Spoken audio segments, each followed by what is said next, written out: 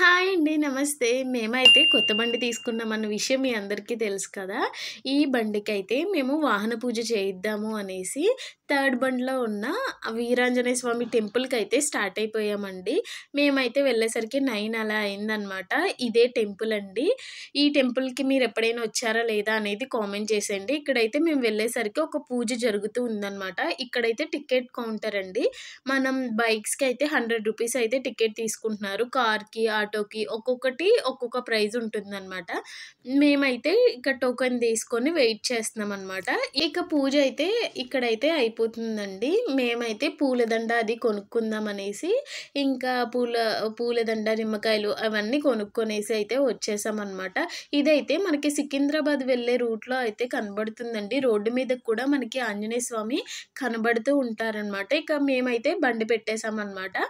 బండికి పూలదండ అది ఏస్తున్నాము. ఫస్ట్ బండి కదా! అంటే కొత్త బండి కదా! అందుకనేసి పూలదండ అది వేసేసామనమాట. ఇక బండికి పంతులు గారు స్టిక్కర్ అది చేస్తున్నారండి. పంతులు గారు అది చాలా చేశారు పూజ.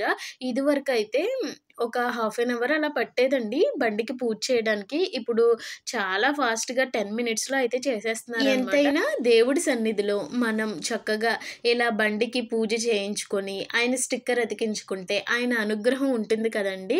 మీరిది నమ్ముతారో లేదో తెలీదు గానీ, నేనైతే ఖచ్చితంగా నమ్ముతాను. ఎందుకంటే, మనకి మహాభారత యుద్ధంలో అర్జునుడి రథం పైన ఆంజనేయ స్వామి ఆ రథాన్ని ఎప్పుడూ కాపాడుతూ ఉంటారంట. అందుకనే ఆ రథము మనకి చివరి వరకు కాలకుండా ఉందనమాట. లేకపోతే అర్జునుడి రథం ఎప్పుడో కాలిపోయేదంట. మనం దేవుడిని ఒక్కసారి స్మరిస్తే ఆయన మనల్ని ఎప్పుడూ కాపాడుతూ ఉంటారండి. దీనికైతే నా లైఫ్‌లో జరిగిన ఒక చిన్ని ఇన్సిడెంట్ అయితే మీతో షేర్ చేస్తాను.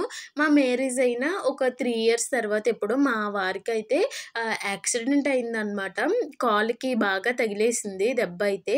ఇప్పటికీ ఆ గాయం మచ్చ అయితే అలాగే ఉండిపోయింది.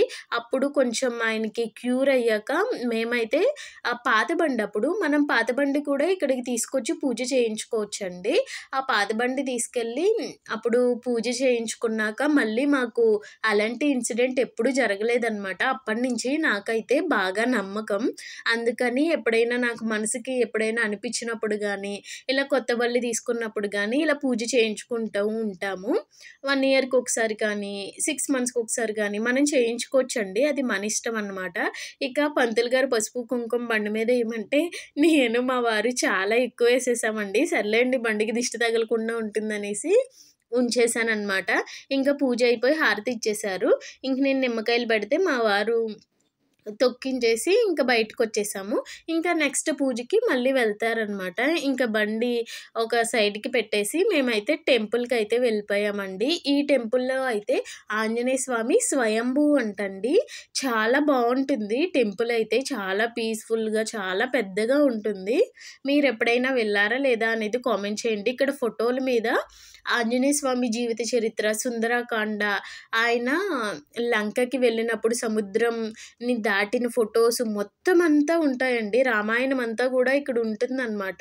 అంతా బావుంటుంది. చాలా బావుంటుంది. ఇక్కడైతే మేము ప్రదక్షిణలు చేసేసామనమాట. ఇక్కడ శివలింగం ఉంటుంది. సీతారాములు ఆహ్, విగ్రహాలు గూడా ఉంటాయన్నమాట. చిన్ని మందిరం. ఇక్కడైతే మనం హుండీలో దక్షిణ వేస్తాం గదా! అక్కడ ఇలా ఉందనమాట పైన. మా వాళ్ళు చిన్న పిల్లలు కొంచెం సేపయితే ఆడుకున్నారు. ఇందులో కాయిన్ పెట్టి ఇలా అంటే నోట్లోకెళ్ళిపోతుందనమాట. ఇక్కడ చూసారు కదా! సీతారాములు ఉన్నారనమాట. లక్ష్మణస్వామి. ఇక్కడ కూడా మేము చక్కగా తాళ్ళు కట్టించుకున్నామండి. అంటే పిల్లలకి హెల్త్ బావుంటలేదని తాడు కట్టించుకొని ఇప్పుడైతే మేము ఇంటికైతే స్టార్ట్ అయిపోతున్నామనమాట. ఈ వీడియో నచ్చితే ఒక లైక్ చేసి సబ్స్క్రైబ్ చేసేయండి. Thanks for watching. ఇప్పటి వరకు వీడియోని చూసారు కదా! ఒక్క లైక్ ఇచ్చేయండి. అలాగే మన ఛానల్‌ని సబ్స్క్రైబ్ చేసేసుకోండి. ఇక్కడైతే మేము ఇంకా స్టార్ట్ అయిపోతున్నామండి. ఇక్కడ నేను పూజ చేయించుకున్నప్పుడు అన్నీ కూడా టీవీఎస్ బైక్సే ఎక్కువున్నాయండి. క్యూబీ వెహికల్ అయితే ఒకటుంది. అన్నీ టీవీఎస్ ఉన్నాయన్నమాట. ఇక నెక్స్ట్ వీడియోతో మళ్ళీ కలుద్దాం. Bye bye.